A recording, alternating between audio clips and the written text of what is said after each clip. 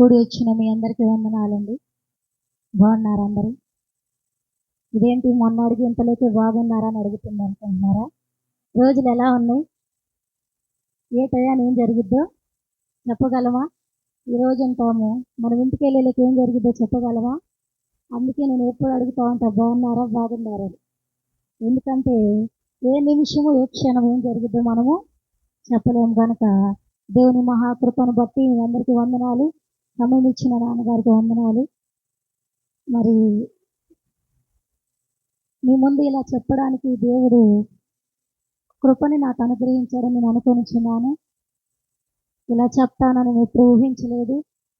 మరి ప్రభు కృపను బట్టి దేవుడు నాకు ఇంత మంచి ధన్యతనిచ్చాడని బట్టి దేవునికి స్తోత్రం చెప్దాం. హల్లెలూయా, హల్లెలూయా. ఒక పల్లవి, ఒక పాట పాడి, ఒక పల్లవి పాడి నేను వాక్యంలోకి వెళ్తాను. స్తుతి పాడుటకే బ్రతికించిన సందేహం ఎందుకు? అర్థమైంది సందేహం ఎందుకంటే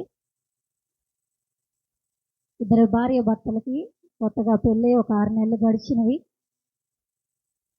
వాళ్ళు ఇంట్లో పని చేసుకోలేక ఒక పని మనిషిని పెట్టుకున్నారు. ఆ ఇంట్లో పని మనుషులు వచ్చి నాకు ఊరుకుంటారండి. ఇంట్లో ఆ భర్తకి ఆ భార్యకి ఏదో ఒకటి చెప్పేది, వారి మధ్యలో ఏం పెడతారు, ఏదో ఒక గొడవ పెట్టడానికి చూసుకుంటారు. ఎవరైనా కావచ్చు, ఏ కుటుంబంలో అయినా పని మనిషి అక్కడ మాటలు ఇక్కడ, ఇక్కడ మాటలు అక్కడ చెప్తూ ఉంటారు. అలాగే ఈ పని మనిషి కూడా ఇలాంటి వ్యక్తి. ఆ భర్త దగ్గరికి వెళ్ళింది, అంటుంది ఆ యజమానుడి దగ్గరికి వెళ్ళి, ఈ పని మనిషి, అయ్యగారు మీరు ఇంత అందంగా ఇంత బాగుంటారు, చూడటానికి మీరు ఇంత అందంగా ఉన్నారు, అంత అందవికారంగా ఉన్న ఆమెను ఎందుకు మీరు పెళ్లి చేసుకున్నారు? ఆమెకు అసలు జుట్టే ఏం లేదు, ఆమెకు జుట్టే లేదు, పెళ్లి చూపులో మిమ్మల్ని మోసం చేసి చేసుకున్నట్టుంది అని ఆ భర్తకు చెప్పింది. సరే ఈమె ఎందుకు చెప్తుందిలే అని ఆ భర్త విన్నాడు, వదిలేశాడు. ఆ భర్తకి చెప్పడంతో మానుకోలేదు. ఇప్పుడు ఆ భార్య దగ్గరికి వెళ్ళింది, ఆ యజమానురాల దగ్గరికి. ఆ యజమానురాల దగ్గరికి వెళ్ళి, అమ్మగారు మీరు ఇంత అందంగా, మీ జుట్టు ఇంత పొడుగ్గా బాగుంది, మీరు చాలా అందంగా ఉంటారు అని ఆ భార్యని అనటమే కాకుండా యజమానురాల్ని, నీవు అలాంటి వ్యక్తిని ఎందుకు పెళ్లి చేసుకున్నావు? మీ భర్తకి పల్లే పల్లే లేవు, అంటే ఈ పళ్ళు, మీ భర్తకి పళ్ళు లేవమ్మగారు, మీరు ఎప్పుడైనా గమనించారా అని ఆ యజమానురాలకు చెప్పింది. ఈమె నిజంగానే నా భర్తకు పళ్ళు లేవా? మరి రోజు నేను వండి పెట్టి బాగా తింటున్నాడు, చికెన్ మటన్ అవన్నీ, ఆ పళ్ళతో ఎలా కొరుకుతున్నాడు అని అడిగింది.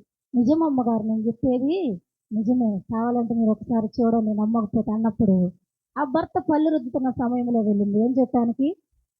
ఆ పళ్ళు నిజమైనవో కాదు అని చూడటానికి వెళ్ళినప్పుడు ఆ భర్త సింక్ దగ్గర ఆ పళ్ళు తీసి ఆ పళ్ళకి ఏదైతే ఉందో ఆ పళ్ళకి బ్రష్ రుద్దడము చూసింది.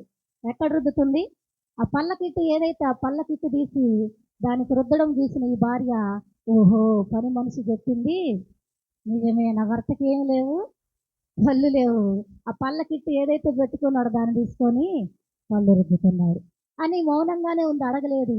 ఈ భర్తకి ఏమని చెప్పింది నీ భార్యకు? జుట్టు లేదు. ఒకానొక రోజున ఏమైందో తెలియదు కానీ వీరిద్దరి మధ్యలో గొడవ అయింది. ఆ గొడవైన సమయంలో ఇద్దరు ఒకరి జుట్టులో ఒకరు పట్టుకొని ఏం చేసుకుంటున్నారు? ఒకరి జుట్టులో ఒకరు పట్టుకొని ఎదురెదురు గొడవ పడుతున్న సమయంలో ఆమె జుట్టు ఒక్కసారిగా లాగాడు. ఎవరు? ఈ భర్త. ఆ లాగడంతో ఏమొచ్చింది చేతికి? ఆ విగ్ అనేది చేతికి ఊడి వచ్చింది. అంటే అర్థమైందా మీకు ఇక్కడ? పక్క వాళ్ళు చెప్పేదాన్ని మనం నమ్ముతాము, సందేహించము. ఒక్కొక్కసారి సందేహపడతాం, ఇది నిజమా కాదా. అందుకే సందేహం ఎందుకు అనేదానికి ఈ మాట చెప్పే నేను. భార్య మధ్యలో ఏముండాలి? నమ్మకం ఉండాలి. నమ్మకం ఉంటేనే ఆ భార్య భర్తల జీవితం ఎలా ఉండిద్ది? 100 ఏళ్ళు సంతోషముగా ఉంటారు. ఈరోజు నా భార్య భర్తల మధ్యలో నమ్మకం అనేది కోల్పోతున్నారు. సందేహం, అపనమ్మకం. యోధా రాసిన పత్రిక 1వ అధ్యాయము 22వ వచనం. కొన్ని రెఫరెన్స్ చూపిస్తాను, త్వరగా తీసి చదవండి. యోధా రాసిన పత్రిక 1వ అధ్యాయం 22వ వచనం.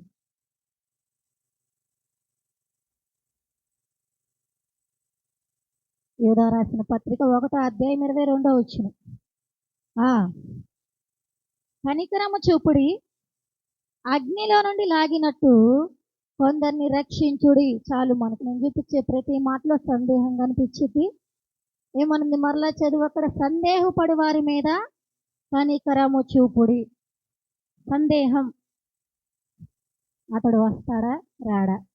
నా భర్త ఈ పని చేయమన్న చెప్పాను, చేస్తాడా చేయడా? నా భార్య వస్తుందా రాదా? దీన్నేమంటారు? సందేహం అంటే ఏంటి? అనుమానం లేక అపనమ్మకం. అవునా? సందేహం, ఈరోజు కొంతమందిలో సందేహం, ఇది జరుగుతుందా జరగదా? ప్రార్థన చేస్తే ఇది జరుగుతుందా లేదా? ప్రభువు ఇస్తాడా లేదా అనే దాన్ని సందేహం అంటే. ఈరోజు సందేహపరు వారి మీద ఏముండాలంట? ఏం చూపించమంటున్నాడు ప్రభువు? కనికరము. వారి మీద కనికరం చూపించండి. వారిని ఇంకా ఎత్తి పొడవమాకండి. ఈమె నమ్మదు, ఈమెకు సందేహం, ఈమెకు చెప్పినా కూడా వినదు అనుకోమాకండి. వారి మీద ఏం చూపించాలి? నువ్వు వెళ్ళి కనికరము. వారు పడిపోయిన చోట నుండి నువ్వేం చేయాలి? వారిని లేపాలి. నువ్వు సందేహపడకు, ధైర్యం తెచ్చుకో, నీకు నేనున్నా అని ధైర్యం చెప్పాలి. రెండవదిగా చూసినట్లు యోహాను సువార్త 13వ అధ్యాయం. యోహాను సువార్త 13వ అధ్యాయం 21వ వచనం 22వ వచనం. యేసు ఈ మాటలు పలికిన తరువాత ఆత్మలో కలవరపడి, మీలో ఒకడు నన్ను అప్పగించునని మీతో నిశ్చయంగా చెప్పుచున్నానని రూఢిగా చెప్పాను. ఆయన ఎవరిని గూర్చి ఇలాగూ చెప్పాను అని శిష్యులు సందేహపడుచు ఒకరి తట్టు ఒకరు చూచుకొని చుండిరి. అర్థమైందా మీకు ఈ భాగం? యేసు ప్రభు శిష్యులు అందరూ కలిసి భోజనానికి కూర్చున్నప్పుడు యేసు ప్రభు ఆత్మలో కలవరపడి, ప్రభువుకు ముందే తెలుసు ప్రభువుని ఎవరు అప్పగిస్తారు తెలియదా? ఎందుకంటాడు మీలో నన్ను ఒకడు అప్పగిస్తున్నారు. వారి పేరు ఎందుకు చెప్పడు? ప్రభువుకి ఇష్టం లేదు వారి పేరు అక్కడ చెప్పడం. అన్నప్పుడు ఆ శిష్యులు ఏమంటారు? నువ్వు అప్పగించేది నువ్వా? మనలో ఎవరు అప్పగిస్తున్నారంటే వారిలో వారు ఏం పడుతున్నారు? సందేహము, అనుమానము. ప్రభువుని ఎవరు అప్పగిస్తున్నారు అని. అంటే ఈ రోజున సందేహం. అపోస్తల కార్యము 10వ అధ్యాయం. అపోస్తల కార్యం 10వ అధ్యాయం 19వ వచనం. నేను చూపించే ప్రతి మాటలో సందేహం కనిపించింది. చదువమ్మ.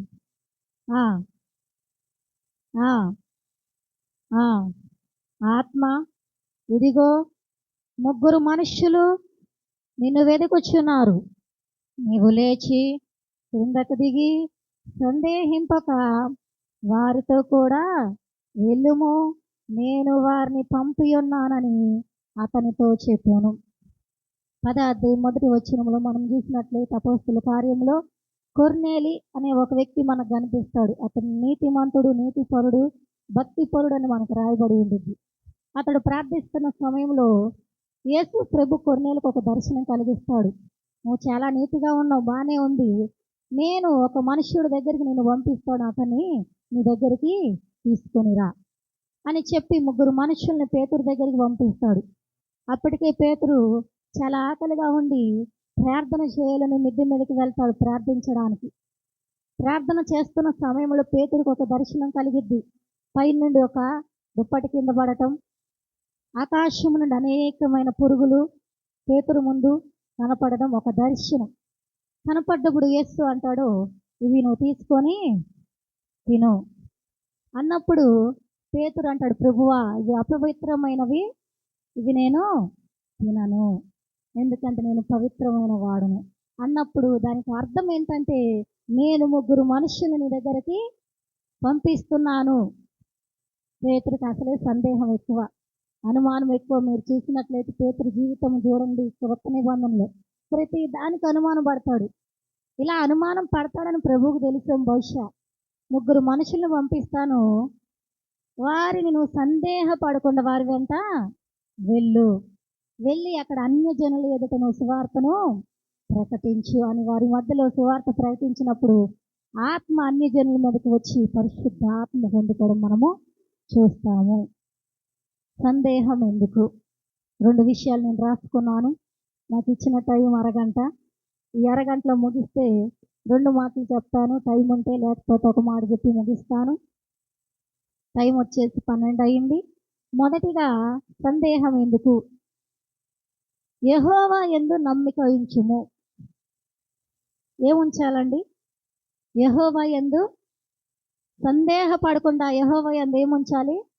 నమ్మకం ఉంచాలి. కీర్తనల గ్రంథము 26 అధ్యాయము మొదటి వచనం. కీర్తనల గ్రంథము 26 అధ్యాయం. యెహోవా, నేను యథార్థవంతుడనై ప్రవర్తించుచున్నాను, నాకు తీర్పు తీర్చుము. ఏమీ సందేహపడకుండా యెహోవా యందు నేను నమ్మిక ఉంచి ఉన్నాను. ఆమేన్, హల్లెలూయా. దావీదు గారు రాసిన మాట. ప్రభువా, నీ యందు నేనేమి ఉంచి ఉన్నాను? ఏముంచాడు దావీదు గారు? దావీదు గారు మనుషుల వైపు చూడటం మనం చూసాము ఎప్పుడైనా?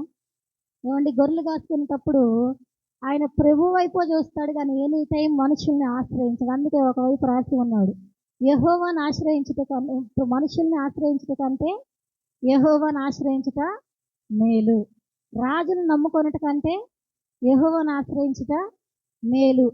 ప్రభువు వైపు ఎప్పుడైతే మనం చూస్తామో దావీదు వలె సింహాసనం మీద దావీదును ప్రభువు కూర్చోబెట్టాడు. తెలుసా మీకు ఎన్ని అడ్డంకులు దావీదు జీవితంలో, ఎన్ని ఆటుపోట్లు అన్నదమ్ముల మధ్యలో, కానీ వాటన్నిటి నుండి ప్రభు దావీదును తొలగించి సింహాసనం మీద కూర్చోబెట్టాడు. ఎవరంటే మన ప్రభు అయినా. ఎందుకని? ప్రభు మీద ఏముంచాలి మనము? నమ్మకం. అపనమ్మకం ఉంచావో నీ జీవితము అక్కడితోనే ఆగిపోద్ది. రోమా పత్రిక 4వ అధ్యాయము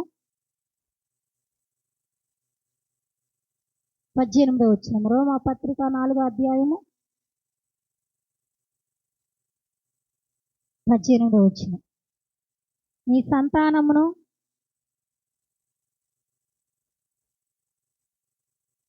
చదువు. నీ సంతానము ఇలాగ ఉండుడని చెప్పిన దానిని బట్టి తాననేక జనములకు తండ్రి అగునట్లు నిరీక్షణకు ఆధారము లేనప్పుడు అతడు నిరీక్షణ కలిగి నమ్మెను. మరియు చదవాలి 22 వరకు.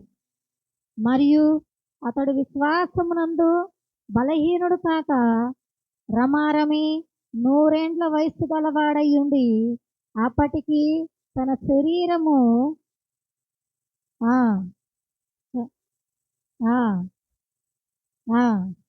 ఆలోచించెను గాని అవిశ్వాసము వలన దేవుని వాగ్దానము గురించి సందేహింపక దేవుని మహిమపరిచి ఆయన వాగ్దానము చేసిన దానిని నెరవేర్చుటకు సమర్థుడని రూఢిగా విశ్వసించి విశ్వాసము వలన బలమునందెను. ఆమేన్, హల్లెలూయా. ఎవరు కనిపిస్తారు మనకి ఇక్కడ? ఈ వాక్య భాగంలో ఎవరు కనిపించారు? పేరు రాయబడలేదు కానీ ఎవరు ఇక్కడ ఉంది? అబ్రహాము. అబ్రహాం తెలుసుగా మనకి. అబ్రహాము జీవిత చరిత్ర అందరికి తెలిసిందే. ఎన్ని సంవత్సరాలు అబ్రహాం గారికి పిల్లలు లేరు? ఎన్ని సంవత్సరాలండి? 100 సంవత్సరాలు అబ్రహాముకి, శారాకి 90 సంవత్సరాలు. ఇంచుమించు ఇద్దరి మధ్యలో 10 సంవత్సరాల గ్యాప్ ఉండిద్ది. ప్రభువు ఇస్తాడు ఇస్తాడు ఇస్తాడు అని ఎన్ని సంవత్సరాలు ఎదురు చూశాడు తెలుసా మీకు? 100 సంవత్సరాలు. మనం ఎదురు చూడగలమా? పెళ్ళైన సంవత్సరానికే పిల్లలు పుట్టకపోతే కొత్తగా పెళ్లి చేసుకున్న దంపతులు ఎక్కడికి వెళ్తారు? సరాసరి హాస్పిటల్కి వెళ్తారు. ఎందుకు? సంవత్సరం దాటిందంటే ఇంక లేట్ అయిపోద్దమ్మా, నీకు పిల్లలు పుట్టరు, ఇంకా సంవత్సరాలు లేట్ అవుతుంటాయి అని చెప్పినప్పుడు మనం ఎక్కడికి వెళ్తాం? భయపడి త్వరగా హాస్పిటల్కి వెళ్తాం. ఎందుకు? ఏమన్నా ప్రాబ్లం ఉందేమో, ఆమెలో ప్రాబ్లం ఉందో, భర్తలో ప్రాబ్లం ఉందో, ఏదో చూపించుకొని మందులు వాడితే ప్రభువు ఒక కుమారుని కుమార్తెను ఇస్తాడు. కానీ అబ్రహాం అలా కాదు. దేవుని నమ్మిన దగ్గర నుండి ఒక అన్యుడు అబ్రహాం. మనలాగా ఒక క్రైస్తవుడు కాదు. పుట్టుకతో ఒక అన్యుడు, బొమ్మలు తయారు చేసుకునేవాడు. దేవుణ్ణి ఎప్పుడైతే నమ్మాడో, ఎప్పుడైతే ఎరిగాడో ప్రభు యందు నమ్మిక ఉంచాడు. దేవునికి మహిమ కలుగును గాక. 100 సంవత్సరాలకి ఎవరికైనా నమ్మకం ఉంటుందా ప్రభు పిల్లల్ని ఇస్తాడని? వారి వయసు ఏమైపోద్ది? 100 సంవత్సరాలకే ఉడికిపోయింది. శారా శరీరం ఎలా అయిపోయిందండి? ఆమె శరీరం అంతా ఉడికిపోయి పుట్టినాక పాలివ్వగలదా? ఏమండి, పాలివ్వగలదా? పిల్లలు ఎప్పుడు పుట్టాలి? యవన కాలంలో పుడితేనే వారికి మనం పాలు ఇవ్వగలం, వారిని మనము పెంచగలం. వృద్ధాప్యం మందు మనం పెంచలేము, వారికి మనము పాలు ఇవ్వలేము. ఇలాంటి సమయంలో ప్రభు ఒక వాగ్దానం చేశాడు. అబ్రహాము, నువ్వు నమ్మిన దేవుడు నమ్మదగిన వాడు, నీ పట్ల నేను ఒక అద్భుత కార్యము చేస్తాను, నీకు ఒక కుమారుణ్ణి దయచేస్తాను. దేవునికి మహిమ కలుగును గాక. అబ్రహాము ఎప్పుడు అపనమ్మకం ఉంచలేదు. ప్రభువా, బయటికి వెళ్తాడు గుడారం నుండి, ప్రభువా ఇంకెప్పుడు నాకు పిల్లల్ని ఇస్తావు అని అడిగినప్పుడల్లా ప్రభు అంటాడు, అదిగో ఆకాశం వైపు చూడు, ఎన్ని నక్షత్రాలు ఉన్నాయి అక్కడ, లెక్క పెడతావా? లెక్క పెట్టగలం మనము? ప్రభువా ఇవి నేను ఎలాగా లెక్క పెట్టు, నీకు ఆకాశం ఇసుకరేణులంతగా నీ సంతానము అభివృద్ధి కలిగిద్ది అని చెప్పినప్పుడు అబ్రహాము నమ్మాడు, నీతిగా ఉంచబడ్డాడు.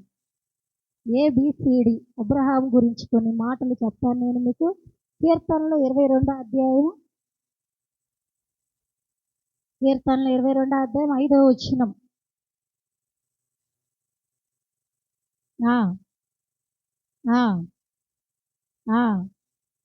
నీ యందు నమ్మిక ఉంచి సిగ్గుపడకపోయిరి. ఆమేన్, హల్లెలూయా. ప్రభు యందు నమ్మిక ఉంచితే ప్రభు సిగ్గుపడనిస్తాడా? చేతులు ఎత్తింది ఎవరైనా, అమ్మ నేను ప్రభు నమ్మకం సిగ్గుపడిపోయాను. సిగ్గుపడ్డారు మీరు ఎవరైనా? ఏమండి, అక్కడ మా ఊర్లో మాదొక్కటే కుటుంబం. మమ్మల్ని అడుగుతా ఉంటారు, అమ్మ నువ్వు దేవుని నమ్ముకున్నావు, మతంలో దిగావు కదా. ఇంకొకళ్ళైతే సిగ్గుపడేవారేమో, కానీ నేనైతే మేము మతంలోకి దిగలేదమ్మా, మాది మార్గము, మేము ప్రభు అయిన యేసుని మార్గమును ఎంచుకున్నాం, మేము మతంలోకి అంటారు. ఈ అమ్మాయి మతంలోకి నీకు బొట్టు పెట్టుకోదు, గాజులు వేసుకోదు అని. నేనంట, బొట్టు పెట్టుకుంటే గాజులు వేసుకుంటే ప్రభు వద్దనలేదు. నీకు తెలుసో తెలియదు, అది నీ ఇష్టం, నీకు ఎలా అనుకూలంగా ఉంటే నువ్వు ఉండొచ్చు. నాకు ఇలా నచ్చింది, నేను ఇలా ఉంటానని వాళ్ళతో డైరెక్ట్గా నేను చెప్తాను. ఎందుకు మనకు భయము? మనం ఎవరిని నమ్ముకున్నాము? నిజమైన దేవుని. వాళ్ళలాగా రాళ్ళు పెట్టుకొని పూజించే వారిని మనం నమ్ముకుంది. మన ప్రభువుకి ఏమున్నాయి? నోరుంది, చెవులు ఉన్నాయి, ఏమండి, చూడటానికి కళ్ళు ఉన్నాయి. మా ఒక్క కుటుంబం ఉన్నప్పటికీ వారి మధ్యలో నివసిస్తున్నామంటే అది దేవుని కృప వలన. లేకపోతే అక్కడ మేము నిలబడలేము. అక్కడ సాతాను శక్తులు ఎక్కువ. మీకు తెలుసో తెలియదు, మా ఊరు చుట్టూ గుళ్ళే.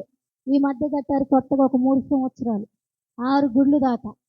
అలాంటి ప్రదేశంలో మేము నిలబడుతున్నామంటే మేము చేసుకునే ప్రార్థన, రోజు డైలీ ప్రార్థించుకొని మా కుటుంబం అంతా కూర్చొని, ప్రభువా ఇక్కడ మేము ఉన్నామంటే అది కేవలము నీ కృపే, లేకపోతే ఇక్కడ మేము నిలవలేము తండ్రి, ఇక్కడ నుండి మమ్మల్ని ఎప్పుడో గెంటేసేవి. దేవుని కృపను బట్టి ఈరోజు సిగ్గుపడకూడదు. బైబిల్ పట్టుకొని రావడానికి సిగ్గుపడతారు కొంతమంది, ప్రభువు గురించి సాక్ష్యం చెప్పడానికి సిగ్గుపడతారు. దేవుడు చేసిన మేలు ఇక్కడ నుంచొని చెప్పడానికి ఎందుకు నీకు సిగ్గు? ఏమండి, ప్రభు చేసినప్పుడు బాగానే, అమ్మ ప్రభు వేసే నాకు మేలు చేసావని ఇంట్లో అంటావు, ఇక్కడికి వచ్చి ప్రభువుని గురించి సాక్ష్యం చెప్తే అనేకులు మారేది.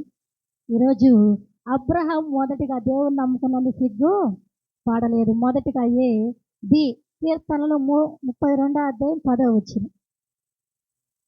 కీర్తనలు 32వ అధ్యాయం 10వ వచనం. కలుగుచున్నవి యెహోవా యందు నమ్మిక ఉంచువానికి కృప ఆవరించుచున్నది. ఆమేన్, హల్లెలూయా. యెహోవా యందు నమ్మిక ఉంచేవారు మొదటిగా సిగ్గుపడరు. రెండోదిగా బి ఏం ఆవరిస్తుంది? కృప. ఆయన కృప మన పట్ల ఉండబట్టే ఇక్కడ కూడుకొని ఉన్నాం. ఈరోజు వచ్చేసి 3 పుట్టినరోజులు. ఏమండి, అమ్మ రియా, మున్ని, శ్రావణక్క. ఈ సంవత్సరం అంతా దేవుడు కాపాడబట్టేగా మీరు ఇక్కడ ఉంది. అంకులు ప్రార్థన చేయండి, ఈరోజు నా పుట్టినరోజు అని వస్తున్నావంటే ఈ సంవత్సరం అంతా దేవుడు నేను ఎలా కాపాడాడు? ఆయన కృప మీ పట్ల ఉందా లేదా? ఆయన కృప ఏమై ఉందంట? ఆవరించబడి ఉంది. ఈరోజు నీ కుటుంబం పట్ల కావచ్చు, నీ పిల్లల పట్ల కావచ్చు, నీ పట్ల కావచ్చు, ఆయన కృప ఉండబట్టి నీవు బ్రతికి ఉన్నావు. సామెతలు 28వ అధ్యాయము 25వ వచనం. 28వ అధ్యాయం 25వ వచనం. పేరాశ గలవాడు కలహమును రేపును, యెహోవా యందు నమ్మిక ఉంచువాడు వర్ధిల్లును. హల్లెలూయా. ఈరోజు మన కుటుంబాలు ఇంతగా వర్ధిల్లాయంటే ఎవరున్నారు మన పట్ల? ప్రభు. ఆయన పట్ల నమ్మకం ఉంచబట్టి ఈరోజు మనం ఇక్కడ కూర్చొని ఉన్నాం. అవునా? ఆయన పట్ల నమ్మిక లేకపోతే ఈడ ఉండగలమా? ఒక తల్లి కూతురు ప్రార్థనకి వెళ్తున్నారు. ఆ కూతురు అడిగింది ఆ తల్లిని, అమ్మా ఎందుకు ఈరోజు ఆదివారం కాదే, ఈరోజు మామూలు రోజేగా, ప్రార్థన ఎందుకు అని అడిగినప్పుడు ఆ తల్లి చెప్తుంది సమాధానం, వర్షం పడక మనకి ఈ సంవత్సరం అంతా వర్షాలు లేవమ్మా, వర్షం పడాలని ప్రార్థిస్తున్నాము, సంఘం అంతా కలిసి ప్రార్థిస్తూ వర్షం పడిద్దని నమ్మకం ఉంచి ప్రార్థిస్తున్నాము అని చెప్పింది ఆ కూతురికి. అప్పుడు ఆ కూతురు అనిందో, బయలుదేరి తాళం వేస్తున్న సమయంలో, అమ్మా వర్షం పడాలని ప్రార్థిస్తున్నాం కదా, మరి మనం ఏంది గొడుగు తీసుకొని వెళ్ళట్లేదు, గొడుగు తీసుకొని రాపోమా వెళ్దాము అనిందంట వాళ్ళ మమ్మీని. ఆమె ఏమనింది ఆ తల్లి, పిచ్చిదానా, గొడుగు ఎందుకే, వర్షం పడిద్దని నువ్వు నమ్ముతున్నావా అంటే ఈమెలో ఏముంది? అపనమ్మిక. ఆ కూతురులో ఏముంది? నమ్మకము. పిల్లలు నమ్మినందుకు పెద్దవాళ్ళు నమ్మరు ఈ రోజున.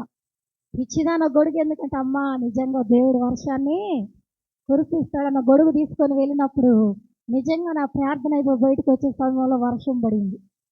వారు చక్కగా గొడుగు వేసుకొని ఇంటికి వెళ్ళి, అంటే ఈరోజు నువ్వు ప్రార్థిస్తున్నావు కానీ నమ్మడం లేదు. అవునా? ప్రభు ఈ జాబ్ ఇస్తాడా ఇవ్వడా, ప్రభు నా కూతుర్ని స్వస్థపరుస్తాడా పరచడా అన్న కాడ ఏముండదు నీకు? సందేహం. నీకు సందేహం వచ్చిందో ప్రభు నీ ప్రార్థన వినడు. నమ్ముట నీ వలనైతే నమ్మువానికి, నువ్వు నమ్మకుండా ఇక్కడ ప్రార్థన చేసిన ఆ ప్రార్థన ఏమైపోద్ది? వ్యర్థము. ఈరోజు అబ్రహాము దేవుణ్ణి నమ్మేను అనే దానికి అబ్రహాము వర్ధిల్లాడు. అనేకమైన సంతానానికి విశ్వాసులకు తండ్రిగా మారింది ఎవరో తెలుసా? అబ్రహాం. ఎంతమంది పనివారు అబ్రహాం దగ్గర? ఇంచుమించు 300 మంది. ఎన్ని గొర్రె మేకలు, ఎన్ని ఒంటెలు, అనేకమైన సమృద్ధితో వర్ధిల్లాడంటే ప్రభు యందు నమ్మిక ఉంచబట్టే. సామెతలు, అదే సామెతలు 29వ అధ్యాయము 25వ వచనం. మనుష్యులకు ఉరి వచ్చును, యెహోవా యందు నమ్మకం ఉంచువాడు సురక్షితముగా నుండును. ఆమేన్, హల్లెలూయా. భయపడుతుంటారు కొంతమంది ఊరకని. నీ భయమే నీ మరణానికి కారణం అంటారు. ఏదైనా బాగలేక హాస్పిటల్లో జాయిన్ చేసిన, అమ్మ నేను చచ్చిపోతానేమో, నాకు ఈ రోగం వచ్చిందంట, నేను బ్రతకనా అని కుటుంబాలని భయపెడుతుంటాం మనము. ఈ రోజున భయపడటం వల్ల నీకేమొచ్చింది? ఉరి. ఇక్కడేదో ఉంది, అక్కడేదో ఉంది అని పిల్లలు భయపడుతుంటారు దయ్యం అనుకోని. మమ్మీ అక్కడేదో ఉంది, ఇక్కడేదో అంటారు. పిల్లలకు మనం ధైర్యం చెప్పలేం కొన్ని సమయాల్లో. ఏమంటావు? నిజంగానే దయ్యమా అని అంటావు. భయపడటం వల్ల నీకు ముందుగానే ఉరి వచ్చిందంటే నీ గుండె ఏమైపోద్ది? దడ కొట్టుకునిద్ది. ఈ రోజున భయపడటం వల్ల నీకు ఉరి వచ్చిన, యెహోవా యందు నమ్మకం ఉంచేవాడు సురక్షితముగా నీ కుటుంబాన్ని సురక్షితంగా ఉంచాడంటే దేవుని యందు నువ్వు నమ్మిక ఉంచబట్టే. ఈ 4 క్వాలిటీస్ అబ్రహాంలో ఉండబట్టే అబ్రహాంకు దేవుడు ఒక కుమారుని ఇచ్చాడు, చక్కటి వర్ధిల్లును ఇచ్చాడు, సురక్షితంగా ఉన్నాడు, వర్ధిల్లాడంటే ఈ 4 అబ్రహాము నీతిగా ఉంచబడ్డాడు. దేవునికి మహిమ కలుగునుగాక. మార్కు సువార్త. మీకు ఇన్ని రెఫరెన్స్ ఎందుకు చూపిస్తున్నానంటే మీరు అవి ఉన్నాయో లేవో అని మీరు సందేహపడతారని ఉంది. అవునా? ఇవన్నీ చూపిస్తేనే మీరు నమ్మేది. 11వ అధ్యాయము 23వ వచనం. లేకపోతే నేను వివరించుకుంటూ వెళ్ళిపోతా. ఈ కొండను చూచి నీవు ఎత్తబడి సముద్రంలో పడవేయబడమని చెప్పి తన మనసులో సందేహింపక తాను చెప్పినది జరుగునని నమ్మిన వాడు చెప్పినది జరుగునని మీతో నిశ్చయముగా చెప్పుచున్నాను. చాలమ్మ. కింద భాగం కూడా చదువు. అందుచేత ప్రార్థన చేయనప్పుడు మీరు అడుగుచున్న వాటి నెలను పొంది ఉన్నామని నమ్ముడి, అప్పుడు అవి మీకు కలుగునని మీతో చెప్పుచున్నాను. అర్థమైంది ఈ భాగము? ప్రభు శిష్యులతో చెప్తున్నాడు, మీరు అడిగిందల్లా పొందుకుంటామని నమ్ముడి. మీరు నమ్మకం ఉంచి ఉంటే ఈ కొండని తీసుకెళ్ళి ఆ సముద్రంలో వేయగలరు. తెలుసా మీకు? మనకు నమ్మకం ఉండి, ధైర్యంగా ఉండి ఏదైనా మనం అనుకుంటే అది ఖచ్చితంగా జరుగుతుంది. అలా మీరు అపనమ్మకం ఉంచిన వాడలా మీరు ఏ పని చేయలేరు అని శిష్యులతో చెప్పడము యేసు ప్రభు మనం ఇక్కడ చూస్తాం. ఇదే మాటలు మత్తయి సువార్త 21:21లో కనిపించిద్ది. చూడండి, చదవొద్దు గాని చూసుకోండి. టైం లేదు మనకిక. ఇంకొక మాట చెప్పి నేను ముగిస్తాను. ఈ మాటలే మనకు మత్తయి సువార్త 21 వచ్చినాం. చదువమ్మా ఒకసారి. అందుకు యేసు, మీరు విశ్వాసము కలిగి సందేహింపకుండిన ఎడల ఈ అంజూరపు చెట్టునకు జరిగిన దానిని చేయుట మాత్రము కాదు, ఈ కొండను చూచి నీవు ఎత్తబడి సముద్రంలో పడవేయబడుదువు దాకా అని చెప్పిన ఎడల అలాగూ జరుగునని మీతో నిశ్చయముగా చెప్పుచున్నాను. మరియు మీరు ప్రార్థన చేయనప్పుడు వేటిని అడుగుదురో అవి దొరికినవని నమ్మిన ఎడల మీరు వాటన్నిటినీ పొందుదురని వారితో చెప్పాను. మార్కు సువార్తలు ఏ మాటలైతే రాసి ఉన్నాయి, మత్తయి సువార్తలో కూడా ఆ మాటలే రాయబడి ఉన్నాయి. మొదటిగా యెహోవా యందు నమ్మిక ఉంచిన వారు సందేహపడకుండా ప్రభు యందు నమ్మిక ఉంచాలి. మనుషులను ఆశ్రయించుట కంటే, రాజులను ఆశ్రయించుట కంటే యెహోవాను ఆశ్రయించటం మేలు. ఈరోజు నీకు ఏదైనా కష్టమా? ఈరోజు నీ కుటుంబంలో ఏదైనా ఇబ్బందా? నీ పిల్లలకి ఏదైనా సమస్య? పక్క ఇంటికి, ఎదురింటికి, వెనకింటికి వెళ్ళి నువ్వు అడగటం కంటే కూర్చొని ప్రార్థన చేయి. ప్రభువు నీకు దేవుని సమాధానం కలిగిస్తాడు. రెండవదిగా విశ్వాసిగా ఉండము, అల్ప విశ్వాసిగా ఉండవద్దు. రెండవది ఏంటి? విశ్వాసిగా ఉండము, అల్ప విశ్వాసిగా ఉండవద్దు. సందేహపడకుండా. మత్తయి సువార్త 14వ అధ్యాయము. ఈ మాట చెప్పి నేను ముగిస్తాను. మత్తయి సువార్త 14వ అధ్యాయము 31వ వచనం. వెంటనే యేసు చేయి చాపి అతన్ని పట్టుకొని, అల్ప విశ్వాసి, ఎందుకు సందేహ పడుదువు? చదువమ్మా. అతనితో చెప్పి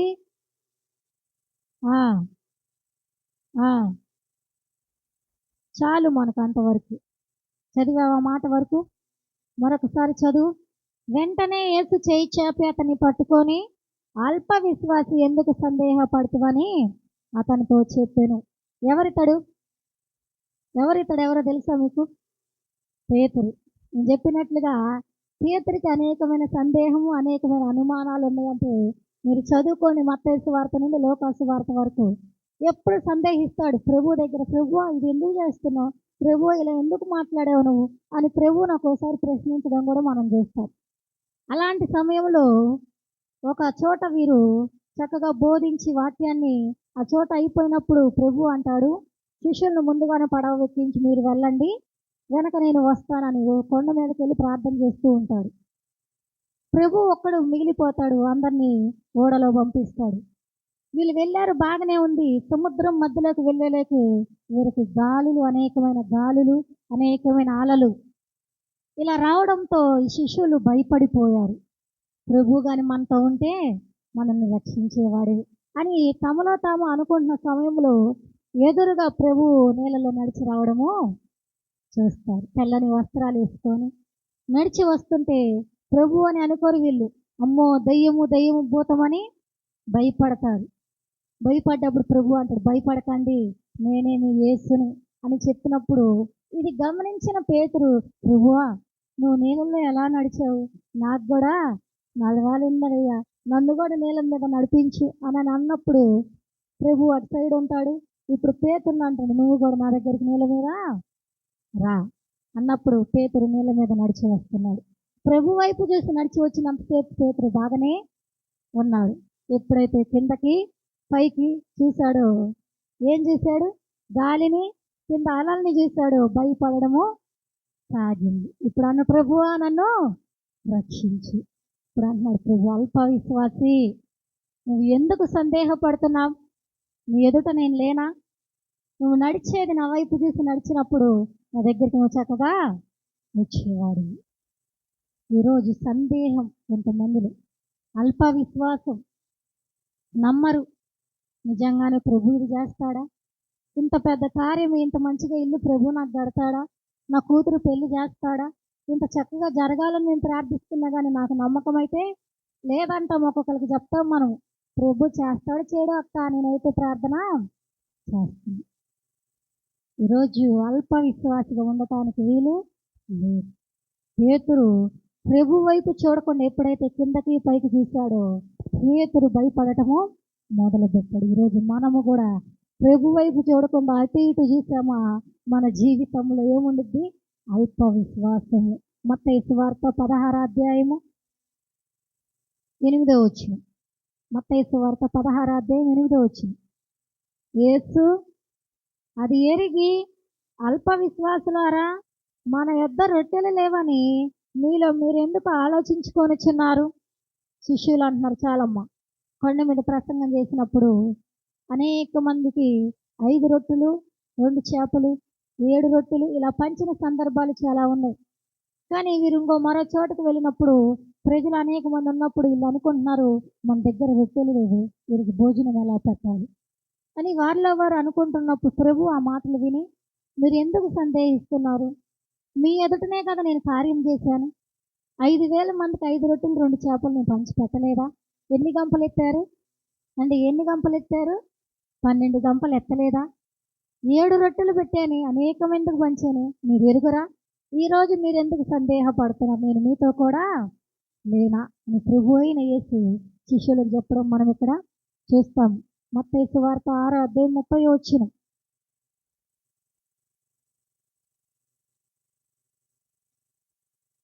మత్తయి సువార్త 6వ అధ్యాయం 30వ వచనం. రేపు పొయ్యిలో వేయబడు అడవి గడ్డిని దేవుడు ఇలాగా అలంకరించిన ఎడల అల్ప విశ్వాసులారా, మీకు మరీ నిశ్చయముగా వస్త్రములు ధరింపజేయును కదా. చాలు. మనం పై భాగాలు మీరు చూసినట్లయితే, ఏమి తిందుమో, ఏమి తాగుదమో, ఏమి ధరించుకుందుమో అనే మాటలు మనకు కనపడితే 24వ వచనం నుండి చదువుకోండి మీరు. అక్కడ సుఖిస్తాడు, బాగా తింటాడు, కానీ ప్రభు అక్కడ అన్నాడు, ఏమి తిందుమో ఏమి త్రాగుదమో. రేపేం జరుగుతుందో నువ్వు చెప్పగలవా? రేపటి గురించి ఆలోచిస్తాం మన ఆడవాళ్ళం. రేపు ఏం వంట చేయాలా, రేపు అమ్మాయిని స్కూల్కి పంపించాలి, రేపు కూరగాయలు లేవు, రేపు ఏమి జరిగిద్దో మనకు తెలియదు, ఏమి సంభవించినో మనకు తెలియదు, కానీ రేపటిని గురించి ఆలోచిస్తాం. అదే ప్రభు ఇక్కడ అంటున్నాడు, ఏమి ధరించుకుందుమో ఏమి తిందుమో అని కాకుండా ప్రభు వైపు చూడు, ఆయన నీతిని రాజ్యమును ముందుగా వెదకుడి, అప్పుడు ఏమవుతాయి? అవన్నీ మీకు అనుగ్రహించబడతాయి. అందుకే ఎప్పుడు చూడమాకండి, ఏ తిండి దొరికిద్దా, ఏ వస్త్రములు తీసుకుందామా, ఏమి ధరించుకుందామా. ప్రభు వైపు చూస్తే అవన్నీ నీకేమవుతాయి? అనుగ్రహింపబడతాయి. మత్తయి సువార్త ఒక్క మాట చెప్పి నేను ముగిస్తాను. 17వ అధ్యాయము 19వ వచనం. మత్తయి సువార్త 17వ అధ్యాయం 19వ వచనం. తర్వాత శిష్యులు ఏకాంతముగా యేసునొద్దకు వచ్చి, మేమెందుచేత దానిని వెళ్ళగొట్టలేకపోతామని అడిగిరి. అందుకైన నీ అల్ప విశ్వాసము చేతనే నీకు ఆవగింజంత విశ్వాసం ఉండిన ఎడల ఈ కొండను చూచి ఇక్కడ నుండి అక్కడికి పొమ్మనగానే పోవును, మీకు అసాధ్యమైనది ఏది ఉండదని నిశ్చయముగా చెప్పుచున్నాను నేను. చాలు. మనం ఇక్కడ పై భాగంలో 14వ వచనంలో మనకు చూసినట్లయితే, ఒక తండ్రి వస్తాడు ఒక కుమారుని తీసుకొని. అతడికి చిన్నతనం నుండి ఒక రోగము, దెయ్యం పట్టిన వాడై దెయ్యంతో పీడిస్తూ ఉంటాడు. ఎక్కడ పడితే అక్కడ పడిపోతాడు. నీళ్ళల్లో కావచ్చు, స్కూల్కి వెళ్తే ఆ స్కూల్లో కావచ్చు, ఎక్కడ ఆడుకుంటుంటే అక్కడ పడిపోయి ఆ రోగము, ఆ దెయ్యం పట్టిన వాడు చిన్నతనం నుండి ముందుగా శిష్యుల దగ్గరికి తీసుకొస్తాడు ఈయన. శిష్యులు ఒకరు మార్చుకొని ప్రార్థిస్తారు ఈ చిన్న కుమారుడికి. కానీ అతని దెయ్యము వదిలిపోదు. నువ్వు చేయి, తర్వాత పేతురు నువ్వు చేయి, సీమోను నువ్వు చేయి అని ఒకరి తర్వాత ఒకరు ప్రార్థిస్తారు. ప్రభువు రూపాంతరం కొండ వెనుకెళ్ళి ప్రార్థిస్తాడు, ఆ టైంలో ఉండడు. ఇలా చేసినప్పటికీ కుమారుడికి స్వస్థత కలగదు. ప్రభు కొండ మీద నుండి ప్రార్థన చేసి దిగి వచ్చినాక మరలా తండ్రి ఆ కుమారుని తీసుకొచ్చి, ప్రభువా ఇదిగో నేను మీ శిష్యుల దగ్గరకు తీసుకొచ్చాను, వీరు నా కుమారుణ్ణి బాగు చేయలేకపోయారు, నువ్వైనా నా కుమారుణ్ణి స్వస్థపరుస్తావా అనే మాట మనకు అక్కడ కనపడిద్ది. ముందుగా ఆ తండ్రి అంటాడు సందేహపడుతూ. అప్పుడు ఆ ప్రభువు ఆ కుమారుని తీసుకొచ్చి ప్రార్థన చేసినప్పుడు ఆ దెయ్యము వదిలిపోద్ది. వదిలిపోయిన తర్వాత యేసు ప్రభువుని అడుగుతున్నారు ఈ శిష్యులు, ప్రభువా మేమెందుకు ఆ దెయ్యాన్ని వెళ్ళగొట్టలేకపోయాం? నువ్వు ఇంత సులువుగా వెళ్ళగొట్టావే, మాకెందుకు చేత కాలేదు అని అడిగాడు. ఆ మాట మరొకసారి చదవండి, ఆ భాగం బాగుండిద్ది. తర్వాత శిష్యులు ఏకాంతముగా యేసు నొద్దకు వచ్చి మేమెందుచేత దానిని వెళ్ళగొట్టలేకపోతామని అడిగిరి. అందుకు ఆయన అల్ప విశ్వాసులారా, ఇంకొక చోట రాయబడి ఉంది, అల్ప విశ్వాసులారా నేను ఎంతకాలం మీతో ఉందును, ఇంతవరకు మీరు నాతో తిరుగుతున్నారు, నేర్చుకోలేకపోయారు, నాతో ఉంటున్నారే, నాతో పాటు ఒక్క దెయ్యాన్ని కూడా మీరు వెళ్ళగొట్టలేకపోయారు. పరిశుద్ధాత్మ నమ్మకం మీలో ఉంటే మీకు సమస్తము సాధ్యమే. అక్కడ కింద రాయబడి ఉంది, ఇక్కడ నుండి ఒక కొండని ఎత్తివేయాలన్నా అది మీకే సాధ్యం. అంటే మీలో ఏముండాలి? విశ్వాసము. అల్ప విశ్వాసం కొంచెం ఉన్న అల్ప విశ్వాసం వల్ల నీ నమ్మకము కోల్పోతుంది. రెండవదిగా విశ్వాసగా ఉండము, అల్ప విశ్వాసగా ఉండవద్దు. ఈరోజు సందేహపడవద్దు. ప్రభు యందు విశ్వాసముగా ప్రార్థిద్దాము, అల్ప విశ్వాసాన్ని తీసివేద్దాం. చెప్పండి, అంశం ఏంటి? మొదటిగా చెప్పండి, సందేహం ఎందుకు? మొదటి మాట ఏం చెప్పా? యెహోవా యందు నమ్మిక ఉంచి వారు సందేహపడకుండా దేవుని యందు నమ్మిక ఉంచాలి. రెండవదిగా అల్ప విశ్వాసిగా ఉండటానికి వీల్లేదు, నువ్వు విశ్వాసగానే ఉండాలి. దేవుడు ఈ వాక్యము దీవించి ఆశీర్వదించును గాక. ఆమేన్.